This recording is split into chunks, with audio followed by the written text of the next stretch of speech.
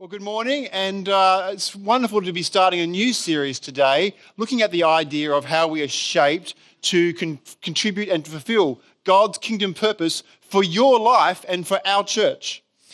I'd like to start with a bit of a big picture. I'm a bit of a big picture guy, and so I just want to sort of set the scene for this series and a bit of a rationale of why we are taking time to unpack the idea of SHAPE. Our current focus from our three pastors, isn't it great we have a church of three pastors? I like that. It's really good. It's really good. Is this, to build the teams, build the building and make disciples. Now this is sort of a springing off our Connect, Grow, Serve, but this is more of a looking at what's our focus right at the moment for, say, the next 2 years as we see what God's doing and we're moving into the next thing he has for us. We're going to build the team, build the building and make disciples. And so the real focus at the moment is we're thinking about building the team. A key thing is understanding how God has wired us uniquely, how we are shaped in order to contribute to the team. Because if we have a low self-awareness of who we are, then we might not know where we fit in the team or how this all works. And so we're taking time to look into SHAPE in order that we would all understand a bit more about how God has made us in order to contribute to his bigger picture of the team. Now, as Robin has so wonderfully already done today, we're talking about what does SHAPE mean. S is spiritual gifts, and this is a set of abilities that God has given you to share his love with others. Heart is the passions that God has given you that you can glorify him with. Abilities, our set of talents that God gives you when you were born, which he also wants to use to make an impact for him. Personality. And this is what we'll be unpacking today, is personality, the way God has wired you to navigate life and experiences. Those parts of your past, both positive and negative and painful, which God intends to use in great ways. And so by the time we take these 5 different ideas, we're all actually different. We're all actually beautifully unique. And so we're going to be focusing on personality and experiences today. Now, as we jump into this idea of unpacking SHAPE, I'd like to share with you a little bit of a poem, get a little bit creative, a bit of a riddle happening here. So there is an answer to this question. See whether you can get it, okay? The riddle is this, and there was one word answer. A snowflake falls from the winter sky. No two alike as they gently flutter by. A flower blooms, a tree grows, a creature runs, a river flows. The Creator who shaped the earth and the sea made life with a mystery. From the tiniest insect to birds that soar, from animals that roam to humans and more. No two are alike. From the dawn to the night, for every creation is one of a kind by design and delight. What would be the answer to that? There might be a few different ones, but I'm looking for a particular word. I've already said it today already, just to make it easier for you. What would be a word, an answer to that riddle, do you think? Unique. Love it. There you go, it worked. Isn't that nice? Unique. You know, it's amazing. I find this completely mind-blowing that diversity is part of God's heart for creation. That when I look around me, every tree is unique.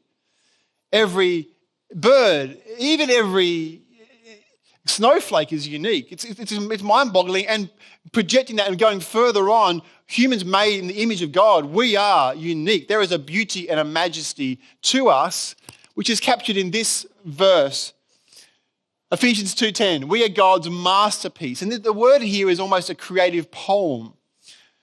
He has created us anew in Christ Jesus so we can do good things that he planned for us long ago. Now, this is a great verse. But to be honest, sometimes I, and maybe you as well, think the world would just be a better place if everyone was a bit more like me. Yeah. Do you have that thought sometimes? Maybe. Or maybe on the other side of things, maybe you get sick of the way that God's made you. You're not happy with it anymore. And you start to compare or criticize other people, or criticize yourself, and you want to be like other people. And you get sick of it. You're like, I don't like the way that God's made me. I don't like this. I want to be someone else. We can easily fall into 2 of those different places. And so the text we're going to be exploring today, this beautiful and really well-known Old Testament narrative, explores these themes and shows how the way we are uniquely made, the way we are shaped, can make an impact for God. And particularly today, we're going to be focusing on the text of David and Goliath and looking at the ideas of experience and personality. And so before we jump into our Bible reading, I'm just going to give a bit of a background to the text because maybe some people here are not familiar with this story. And so the story of David and Goliath, probably one of the most well-known Old Testament narratives. We have the Israelites, God's people. They're sick of having God as their king, and they want to be having like other nations of having like a human king to be able to help guide them and lead them. And they're a bit tired of God sort of guiding and leading them and being there and being like their earthly king. They want a physical earthly king. And God warns them, this is not a good idea. If you go down this path, there's going to be a cost to having an earthly king. The king will take more than he gives. There's going to be taxes. And the fate of the nation will be connected to the faithfulness of the king. Despite these warnings, they want to plow ahead anyway. And despite these warnings, God actually uses the idea of an earthly king to start to bring about his redemptive purposes. His purpose is to bring salvation for the world. And so the king that they get to start with is called King Saul. Now, King Saul is good-looking, strong, muscular, successful. He's the obvious choice for the king. Okay, he's like this is the people's man. But he also is dishonest. He lacks integrity. He's prideful. And soon we find a really big tension. He's actually not doing a good job of leading the kingdom to glorify God. And God's people are starting to go astray. And so because of the lack of integrity of King Saul, God brings up a new leader, a young leader. He's young, weedy, unknown. He's a shepherd boy. You would look at him and go, this is not the choice. But God sees things differently. God looks at the heart. And in particular, David is a man after God's own heart. And so there starts to be this tension and transition from Saul to David. Who's seen the series recently, House of David? Yeah, some of these pictures are coming from there. So I would encourage you, dig into House of David. It's a great series and really helps us understand this story in greater depth. Okay, and so this particular story comes where things are starting to fall apart. The Philistines are rising up against the Israelites. There's a conflict going on, and King Saul's there with his army. Goliath is there with the Philistines, with their army. There's a big battle going on, and Goliath steps forward and challenges God's people to send a champion against the Philistines. And sometimes in ancient places, instead of everyone fighting and killing each other, they had this quite a smart idea of just picking two of your best fighters, and they're going to fight it out, and then the person who wins, well, they win the day. Does that make sense? And so Goliath, this massive giant, steps forward and starts to challenge God's people. And all the Israelites are quaking in their boots for 6 weeks. Imagine that. 6 weeks this goes on. Goliath, this is his challenge. Send me a champion. And they're all like just silent, afraid. And so now we're going to bring our Bible reading. It's going to be in 3 parts today. And the first Bible reading is going to really... the point that I got out of this is that nothing is wasted in God's kingdom. I'd like to invite Hydron to bring us our first Bible reading. Thanks, Hydron. I'm reading from 1 Samuel 17. You can follow on there. Don't worry about this Philistine, David told Saul. I'll go fight him. Don't be ridiculous, Saul replied. There is no way you can fight this Philistine and possibly win. You are only a boy, and he's been a man of war since youth. But David persisted. I've been taking care of my father's sheep and goats, he said. When a lion or a bear comes to steal a lamb from the flock, I go after it with a club and rescue the lamb from its mouth. If the animal turns on me, I catch it by the jaw and club it to death. I have done this to both lions and bears, and I'll do it to this pagan Philistine too, for he has defied the armies of the living God. The Lord who rescued me from the claws of the lion and the bear will rescue me from this Philistine. Saul finally consented. All right, go ahead, he said, and may the Lord be with you. Thank you, Hydron. And so we see this little shepherd boy. He's not been part of the army. He's been kept home with daddy. and Daddy has sent him to go and check on his brothers who are in the army to make sure they're okay. David rocks up and quite outrageously, he says he sees what's going on. Everyone is scared. There's no resolution, and something in his spirit, something in his heart, he fires up and says, I will be this person. And you can imagine, this Goliath is probably about as tall as this top of that screen there. And Goliath, as in David, would have been, he's a little weenie shepherd boy. So from a human perspective, people are going, how is this even possible? This makes no sense at all. But despite this, there's nobody else to do the job, and so David steps up. Now, David was a shepherd, and he's used to, and God uses his experience as a shepherd to actually prepare him for the work ahead. Being a shepherd was a pretty boring job. Your best friend would have been a sheep, really. You're out there by yourself with not a lot going on. But David uses this time to really develop a deep passion for worshipping God and a real dependence upon him. But he also uses this time not just to have a heart after God, but also to hone his skill as a warrior. And so David he says in his verse that he's fought lions and bears with a club. I don't know about you, but I wouldn't be up for that, And he's literally pulling sheep out of their mouths. This guy he's a warrior. He might be puny, but he's a warrior. He's a warrior. And God's used his experience out there as a shepherd of both worshipping God, but also protecting his sheep for what is about to come.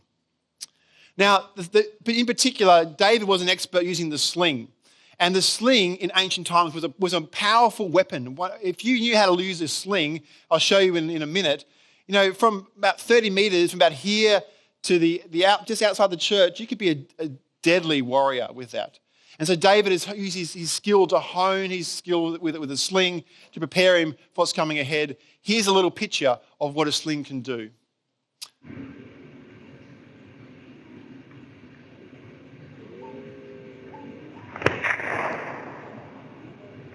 There we go. So if you were a shepherd, that was a very useful weapon to use against any number of predators. And David says, well, I'm going to has this idea in his mind, I will now use this to fight Goliath. God can use our experiences, even the hard, difficult, or maybe boring ones, for his kingdom.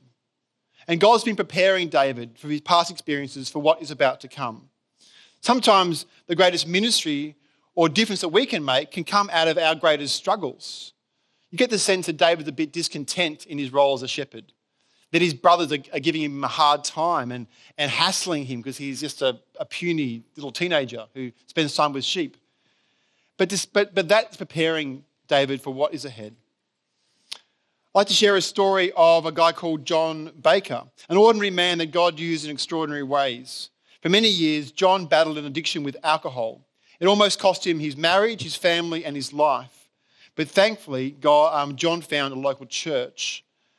And the pastor encouraged John to find the place, the shape that he could contribute to other people's lives. And it ended up starting a ministry to people who were struggling with alcohol addiction. And even though he felt inadequate and he couldn't make much difference, God used him in a powerful way to create an organisation called Celebrate Recovery that has seen millions of people come off alcohol, discover Christ, and see their lives transformed.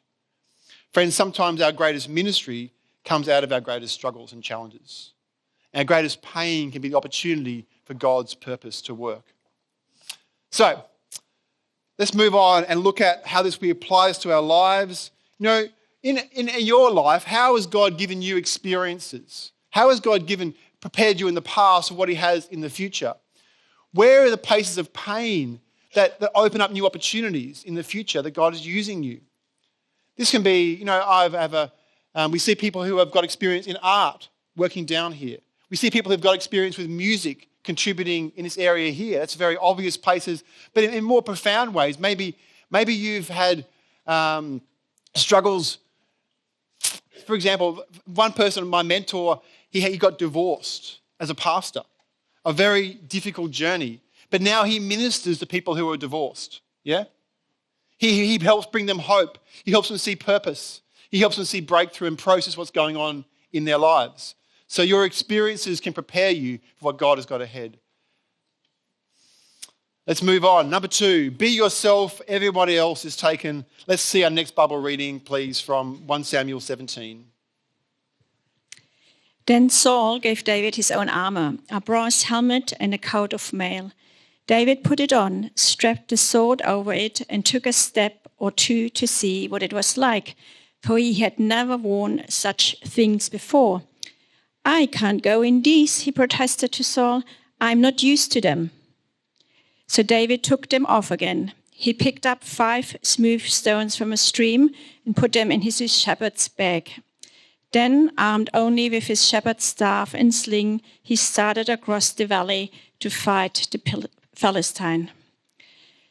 Goliath walked out toward David with his shield bearer ahead of him, sneering in contempt at this ruddy-faced boy.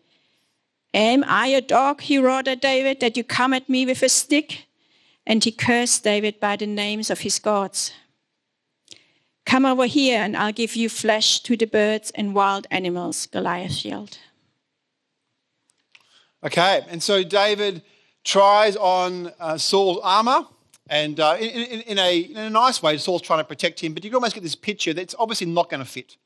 You know, Saul's a fully grown man, and armor is shaped particularly to meet the needs of the user. So this is not going to work. So David quite boldly and quite courageously decides, I'm just going to be me. I'm just going to be true to who I am, and it's going to go out there with no protection at all, just probably a little shepherd's skin, and face this giant. And we can see from here the idea of be yourself. Everybody else is taken. I love this concept and the courage that David has to be true to himself and not wear someone else's armor or to try and be someone else. Let me illustrate how this might look in our lives today. You know, I imagine with me that there is a 17-year-old boy and he's trying to work out what he does with his life. And he's at a family gathering and up walks a bit of a bossy aunt from one of the other parts of the family. And the aunt starts to try and making questions about what are you going to do after you're 12? What's going to happen? And the son's like, oh, I'm not quite sure. 17, he hasn't quite decided yet. And the aunt, she knows what he should be doing. He should be a doctor. And she starts to try and pressure him and shape him and put pressure on him to be a doctor or at least join the medical fraternity. That's where you need to be. You have a good job. And she's starting to put pressure on the 17-year-old and he's getting more and more uncomfortable, not quite sure what to do. And the aunt's getting more and more frustrated because he won't just do what she says. And in exasperation, the aunt joins the father in and says, well, what do you think he should do? He should be a doctor, shouldn't he? And the father says, no, I just want my son to discover how God has made him, what he's good at, and to serve him with his whole heart. And you can see the son just relax. There's a freedom there. You know, that's how God treats us, I believe. He wants us to discover how we are wired, to be true to ourselves, to discover our personality. Now, the Bible doesn't talk a lot about personality in inverted commas, but there's very clearly in the text. You know, Saul is very different to David, yeah? David is very different to Paul in the New Testament or some of the other biblical authors. We are uniquely wired with a personality, and we need to discover what that is so that we can help serve God in those ways. Now, in our Connect Group resources, which are actually out there in the foyer, grab one on the way out for your Connect Groups. We're looking at some different personality types, and the particular model we're using has 4 different types. One is the lion, which is the leader. The only other one is the otter, the social inspirer. The another one is a golden retriever, the supporter. And number 4 is the beaver, the analyzer and the doer. And so, you know, take time to maybe look at what personality you might be, because there's a quite valuable understanding more of yourself. I think David was a bit of a lion, and maybe a bit of an otter as well, a lion otter, because he's working with people together, he's mobilizing, he becomes king later on, and God does great things with him. But what about you? What's your personality? How has God wired you? How well do you understand yourself? And out of that place, know where you fit into different teams or different groups. This impacts parents, the way that we pray for our children as well. You know, when I pray for my children, sometimes I will say, Father God, help them to know who they are. Help them to discover how they are wired in order that they could serve you. So pray that into your children, parents, that you can help them understand that God has made them uniquely. Okay, number 3, we are coming towards this message really well. And let's bring the last point is, do your best and trust God with the rest. Let's bring our last Bible reading from 1 Samuel 17, please. David replied to the Philistine, "You come to me with sword, spear, and javelin, but I come to you in the name of the Lord of the heaven's armies, the God of the armies of Israel, whom you have defied. Today the Lord will conquer you, and I will kill you and cut off your head. And then I will give the dead bodies of your men to the birds and the wild animals, and the whole world will know that there is a God in Israel. And everyone assembled here will know that the Lord rescues his people, but not with sword and spear. This is the Lord's battle, and he will give you to us." Okay. And so David is courageous. And I love this idea that David, he is secure in his own skin. He's okay with who he is, the little shepherd boy, using the tools that he has of a sling. But he also is very dependent upon God. Yeah, he has this faith that God will deliver this giant into his hand. So he's doing his best and trusting God with the rest. Goliath fought with brute strength and dominated his enemies with his enormous size, but David relied on what he'd learned as a shepherd. He relied on his total dependence upon God, this deep relationship with God. But he also relied on his skills with a slingshot as well. But in particular, he relied on the name of God. Rather than wearing a whole suit of armour, he went out there with the armour of God, in the name of the Lord, that the Lord was his armour. He had this courageous faith. David realised that the best protection was not Saul's armour, but the name of the Lord. And more than that, David was confident that his God would deliver him and would rescue his people. This faith, this courageous faith. Sometimes one thing that I've struggled with it as a leader is to trust God. You would think that pastors would be able to trust God easily. But sometimes we can fall into try and do everything ourselves, to feel like it's all about us. And as I've grown as a leader, and in my better moments, I'm able to rest, to relax into being human-sized, to do my best and trust God with the rest, to realise it's not about me, but it's actually about God and working in team and delegating well and trusting that God has got this. So what does this mean for you? You know, sin can distort our reliance on God and our contentment in the way that he's shaped us in 2 main ways. Firstly, it can make us want to compare ourselves to others, thinking I need to be a little bit more like that person in order to achieve God's plan for my life.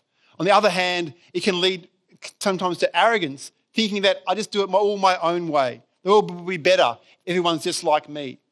But knowing our shape leads us to depending upon God and knowing who he's made us to contribute to his people. So friends, God has shaped you uniquely, and our hope is that through this series you can discover more of who you are. And in particular, in this message, know your experiences, how that prepares you for what God has ahead, to know how God has wired you with a unique personality to contribute to the broader kingdom team, to know our purpose, that we would glorify God and help bless those around us. So please join us on the SHAPE journey, and I'm really looking forward to what God will be teaching us through this time together. Thank you for joining us. I invite the worship team to come up as we finish, and remember to grab those resources, the SHAPE booklets on the way out, as we unpack this in much more depth in our Connect groups. God bless.